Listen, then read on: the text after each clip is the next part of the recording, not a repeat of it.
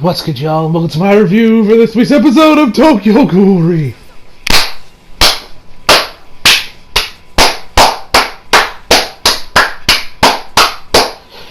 Period! Y'all have done it again! This episode was fucking amazing! And somebody give those voice actors a raise, because oh my god, was the voice acting so good in this episode. And the music! Oh, the music and the emotions! Them pipe bombs! Oh! First of all, apologies for the delay, guys, on this review. It's schoolwork and a couple extra things got in the way, so I had to unfortunately delay this review. So unfortunately, and I delayed it a little bit longer than I wanted to because I got some other stuff I was working on at the same time. So apologies for this review taking so long for it to get out to you guys.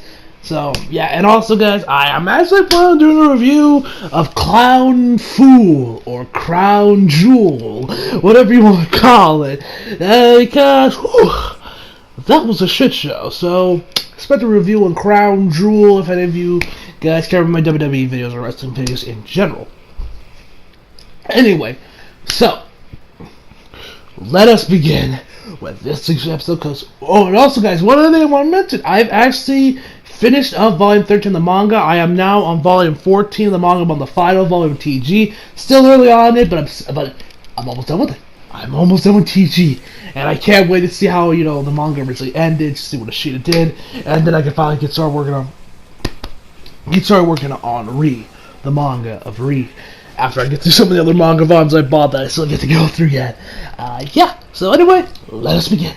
So start off, we got Tsukiyama. He's over there. He's like, I am here now, monsieur. Or Tsukiyama being Tsukiyama, jumps down there, takes care of the CCG operators, cuts them up like they're nothing, like butter. Like he just goes down the ground, and then like everyone is like bleeding and dying, and they're like And you got Naki being like, who the hell are you? Like he doesn't remember in the manga that one time Tsukiyama helped him, which. Yeah, in the manga when they found Dr. Kano's lair in what was it, Volume 12 was it? Volume 10 or 11, back when Kaneki was like, Kaneki was looking for Dr. Kano or looking for some answers, and Naki came in there. There was a scene where actually Tsukiyama was helping Naki, and I guess Naki's memory is so bad he doesn't remember when Tsukiyama saved his ass and helped him out that one time in the manga. I'm pretty sure that was Volume 12, maybe it was Volume 11, or was it 10? Anyway, yeah, it was in the manga where Tsukiyama helped him out at one point. Anyway, so then Tsukiyama goes working on the main dude. They kind of have a little bit of a sword clash or sword X Kagane clash or whatever you want to, or sword struggle, whatever you want to call it, where they're just locking up. Then we get back over to Nishiki. He's still holding up Dr. Kano. It's like, okay, my Algiri tree, hunt has finally yielded results, pops. So it seems like Dr. Kano has some connection to Nishio, whether that means that he straight up is Nishio's father, or it's that he turned him into a ghoul, or there's some other deeper shit going down, maybe he's a father figure. I don't know. We'll have to wait and see, or not, and this is something that only gets explained in the manga. We'll have to wait and see. I don't know. Anyway, so then you got Karen, Kuro. She's like on top of the ceiling, being like, okay, who is he? Is he on my side now? What is his plan? Then these two of his clones come after him. Nishio just cuts them in half by just kicking them, or I guess kicked them in half, whatever you want to call it. He just took quick work of those guys. The clown duo comes back. Roma, along with whoever the other dude name was, I forget. So they're like, we won't let you get near Dr. Kano. And then the dude is like, ha. Yeah. I mean, it was kind of funny, but I swear, when it comes to comedy, I swear it always feels out of place in TG. Most of the time when there's comedy in this series, it usually always feels out of place, especially in Relay. Here, there were 2 scenes where there was comedy in it, and it just felt really out of place. It's definitely not like JoJo or the MC or Avengers Infinity War, where Araki and Kevin Feige make some good balance with their tone, where their comedy doesn't feel out of place, especially when they're like right after serious moments or right before them. It doesn't really feel out of place. But with the TG, it usually always feels out of place for some. Maybe it's because TG is such a dark and tragic story that whenever there's some light comedy, it always feels out of place. I don't know. That's at least for me. Like, whenever there's... Maybe it's because it was probably worked a little bit better in the manga because there was some stuff they might have cut out. I don't know. But usually, like, it always feels weird, you know? Maybe it's just me. Maybe it's just me. I don't know. But anyway, so they're about to go at it. We then head over back to Uri, who's fighting Takizawa. Takizawa's doing a great job holding against his own against Uri, while him and his guys are coming at him from all angles. He's blocking and deflecting their attacks. And then we actually got Akira. She's saying, you know, and we also see that Arima is not Arima. Amon. He's doing fine. He's getting up a bit after like the little beating he took last week. We see and so. Excuse me, can't really talk. So Amon's getting up. Uri and his guys are going at him. Takizawa's doing a good job deflecting. And then we got Akira. She's saying, like, you know, I can't. While Uri is going at it with Takizawa. But then when Uri is about to go in for the final blow, with like jumping in the air and slashing at him, Akira goes in there and takes the hit for him. It's the Takizawa. And then falls. Ooh. Why'd you take the hit? That's interesting. So yeah.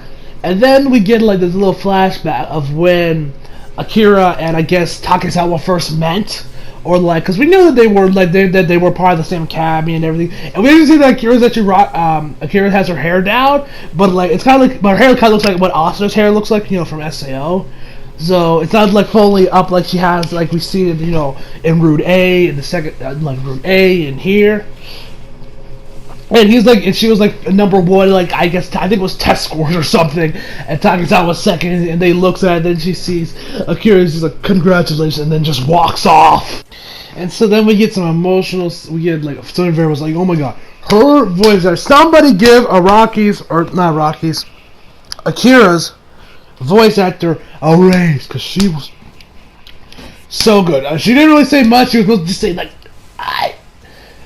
back then. Like she was just saying like a couple words, not really speaking any real coherent sentences. We got some flashbacks back to when the CCG, you know, went back and raided on Teiku back in season 2, or the end of the manga, whichever you would prefer. And then she falls down. When she said that, she's actually crying, and she falls to the ground after actually right after she got hit. Uri, of course, was noticeably shocked because, you know, he just killed, like, you know, he just slashed like investigator Mano. You know, she's one like the head honchos up there, and so then Arima, I keep saying Arima for some reason. Amon comes in there like, you know, it's like a defense, like, dude, like, you shall not cross, and tells Takizawa to take her, to, like, you know, take her to, I forget what the place was even called, Wharf, something like that. I'm not saying it wrong. It says, like, you know, I got friends there, take her there, but she's like, why do you trust me? A murderer, a traitor. Why? And he says, I believe in you. He's like, don't think I've changed yet, dude.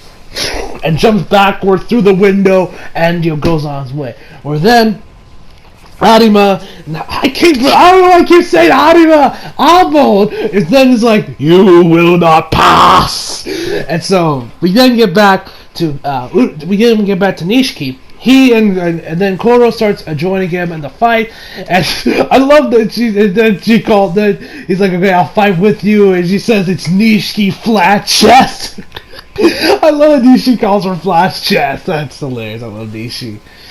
And so those two go at it. They manage to do a decent job. Actually, the clown dude just says, like, you know, okay, I'm done, and walks the red runs away. He's like, ah!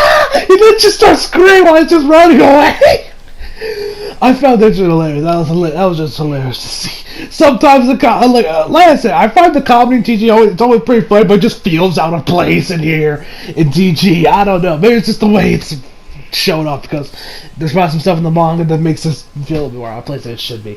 Anyway,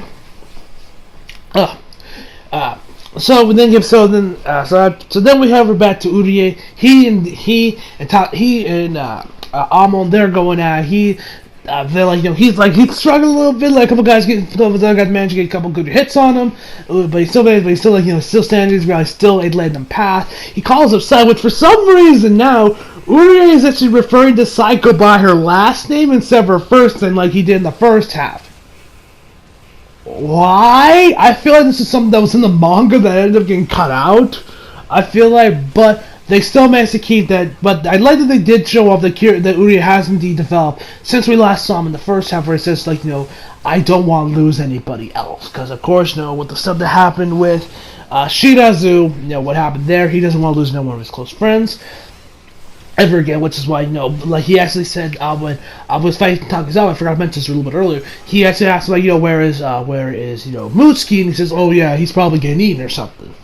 And then we got Psycho. You can see the turmoil she's in, because, like, as we remember, back in the first half of the season, Amon saved her, like, in, what was it, episode 6, episode 10? Like, he saved her, so she's kind of like, should I kill him? Like it's weird. It's interesting. I like that they're doing that. I like that little inner turmoil that Psycho's having on what she should do with Amon. Because we see her just slam her like Kagane, which is a giant freaking hammer or mallet. How it got like that, I don't know. Because I'm pretty sure. But then again, all the characters have actually gotten upgrades to their Kagane since we last saw them for some reason. I don't know. Maybe there's some stuff in the manga that explains why their Kagane look different. Anyway, so she slammed the bat. So he hits her with the hammer, with the mace or mallet, whatever, and then you got Amon kind of holding it back now, making sure it doesn't completely crush him. And then Uri just lets the sword flying at him, hits him. He lets go, and then we see that Amon actually has a Kakuja. At least I'm assuming it's a Kakuja, because he says his Kagane has been abnormally upgraded. He's a cannibal, which as we know, we have learned that cannibalism usually for ghouls usually means Kakujas. So if I do guess this is Kakuja, I love his design. Shia did an amazing job designing it. And so one of the guys just tries to get on top of him. Amon grabs him, just slams him into the wall. Then Urie sees the destruction all around him. Friends and walls, them lying on the ground. He's like, I can't. Mutsuki, let's go home. Together! And then his eyes go, and then his ghoul eye goes red. He's charging it, and we got Amon charging. Oh my god, so badass. They slash each other. Urie gets sent to the ground. I think Amon got hit a little bit too. It's like he shows off his face, and then Psycho hits him with the bad hammer, just bam! And she's crying, and oh my god, her voice acting was so damn good. While you're at it, give Psycho's voice actors a raise as well, please. Which is I won't let you kill the captain or my friends. And she asks him, why? Why did you save me? He says, and then we get some quick flashbacks to season 1 when it was Kaneki versus Amon. Legendary. That was awesome. And it says, because I thought it was the right thing to do. This world is skewed. You have to always you always have to check. You also have to always check yourself, or always look out on whether or not you are making the right choices. Because in this askew world, it's hard to keep track on what's right or wrong. So you gotta do what you gotta do for yourself. So he leaves. So he jumps out the little hole that Takizawa opened up. We then have her back to the boat, back to this little base where the CCG operators. We got Maru. He's pointing a gun at the main dude. I forget what the dude's name is. He's like, why are you pointing a gun at me, dude? This isn't funny. He's like, the context of this book show that the Washishi clan are not ghoul collaborators. Throws it to the ground, or kind of tosses it. It says, but ghouls themselves. It says, so you're coming at me with no conclusive proof?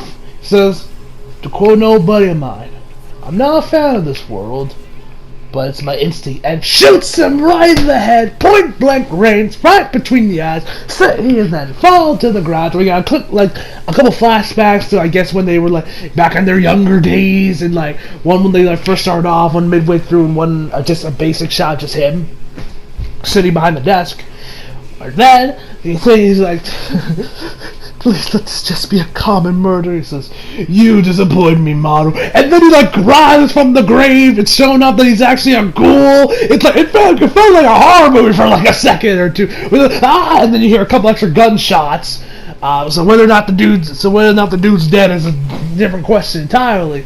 We then to get to the biggest reveals of this week's episode. The biggest of them pipe bombs. Kaneki with holding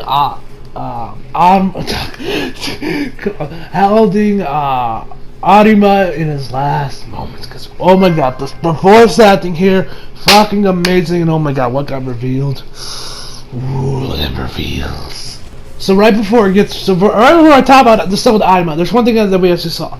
Right before that, we see that actually the cloud has like broken out of his cell, snaps like the warden's neck, and then we see Uta, yes, Uta, hand him his mask. So it seems like Uta's working with them.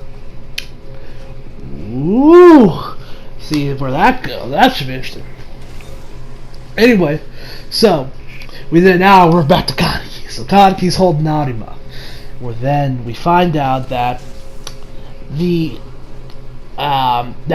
like, he's like, yeah. And before he like talks about how his right eye is like, he probably knows my right eye, that my time is up, my timeline is finally finished, I'm done. And he says like, you probably noticed my right eye, how it barely picks up anything anymore. And even my left eye is starting to lose its felt. He says like some ailment that's very common with the elderly. But Arima looks like he's in his 30s at the most, minus the white hair. Which, okay, I got to talk about something real quick. So you guys may know, in my manga pickups video that I recorded months ago that I still get to find time to edit, but I think I'm just going to release that alongside my 100 subscriber videos whenever I get around to finally doing that special and everything. Anyway, so you guys know that in Volume 13 of the manga, you see Arima with like one of like his right eye completely covered in blood. And you see like a little bit splashes of blood on his right eye. Chibi actually said that this cover was actually littered with symbolism, and when I first looked at it, I didn't see it, of course, because I didn't read the manga. And after I finished the volume, I still did not see what was the symbolism, Chibi. But now, after watching this episode, Jesus Christ, it's so wild, because if you notice on the cover, I might put a picture of it right now on top of it, you notice that you cannot see, you can like, maybe barely make out his eye there. You can't see it because he can't see out of that eye pretty much.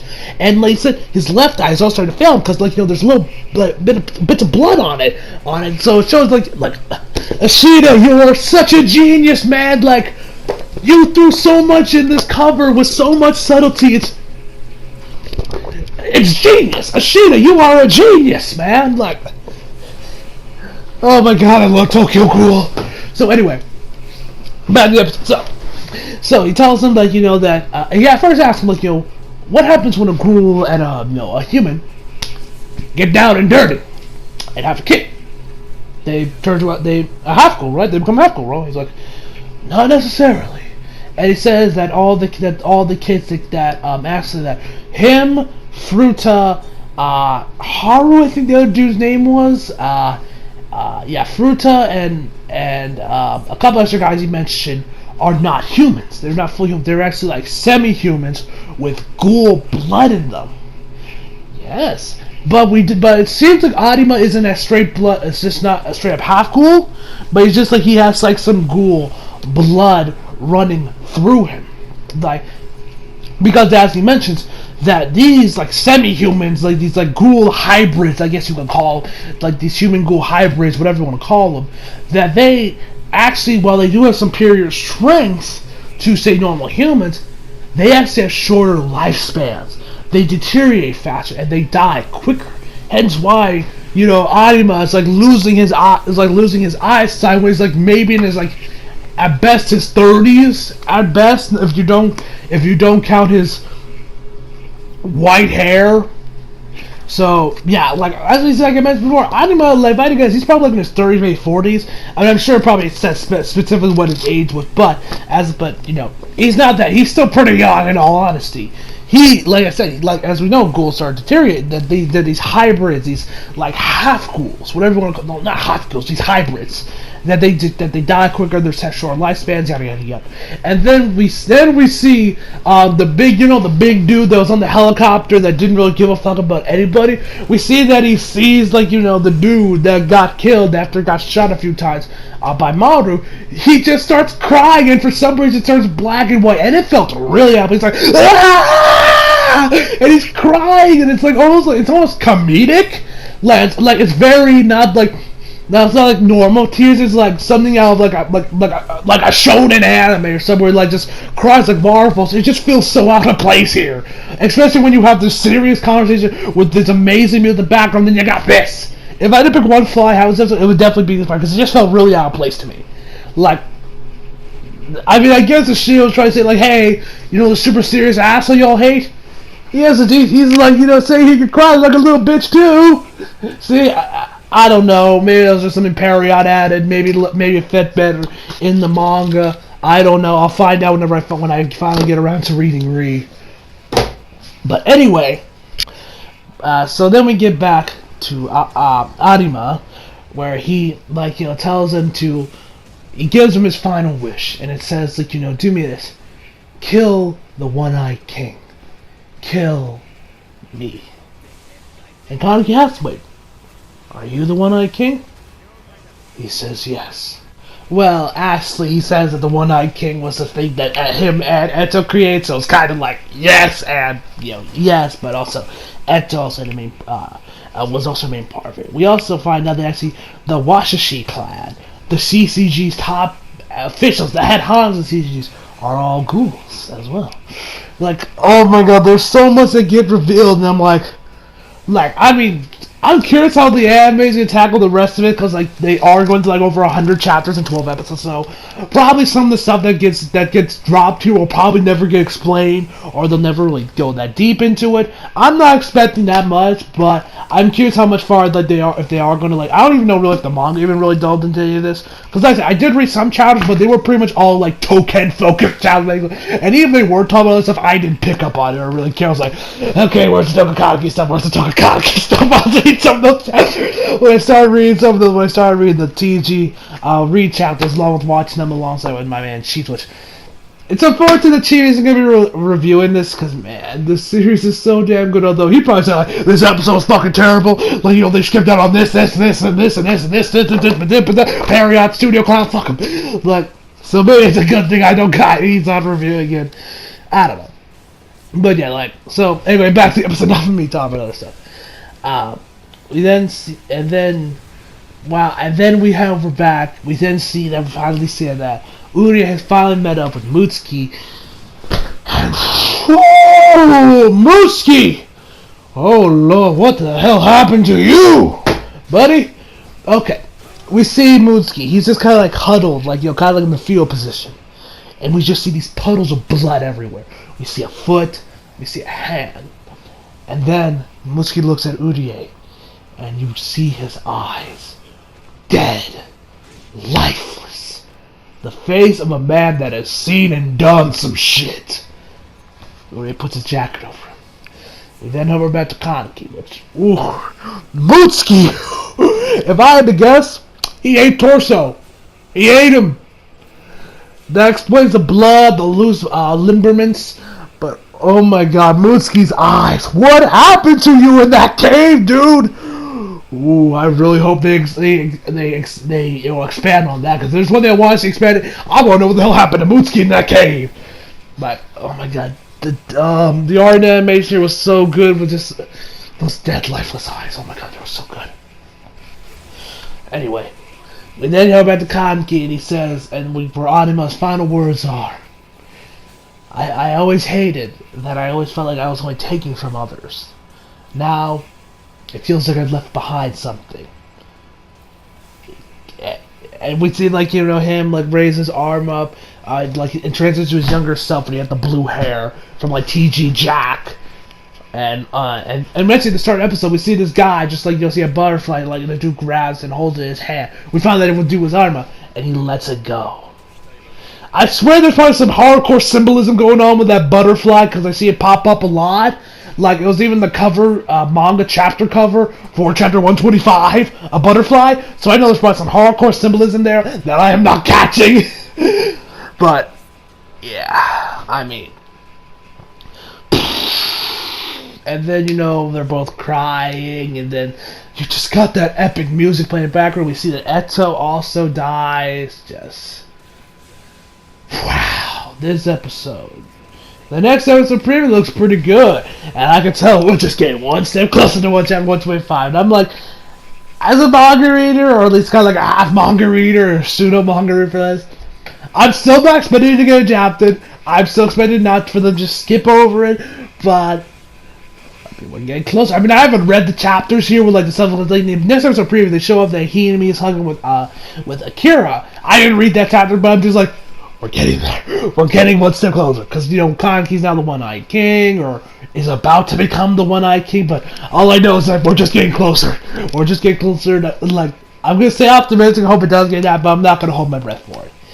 Anyway, guys, that is the end of my review. Sorry again, guys, that this review took so long for it to get out to you guys, but hey, shit happens. Anyway, I give this episode, of course, a 10 out of 10. It was fucking amazing. Best episode of all of Tokyo Ghoul, in my personal opinion. Soundtrack was amazing. Voice acting was some of the best I've heard all year, and all. I was like, oh my god, Period. Y'all did an amazing job with those voice actors. They were so good in this episode. The music was superb. The art animation was phenomenal. Voice acting, some of the best I've heard all year. Anyway, guys, so, yeah. Like I said before, my final verdict is, of course, 10 out of 10. So, hope y'all enjoyed the video. Leave a like if you did. Subscribe if you're new. Follow me on Instagram and Twitter if you feel like it. Links down in the description box below. And as always, come back for more. See you guys next time.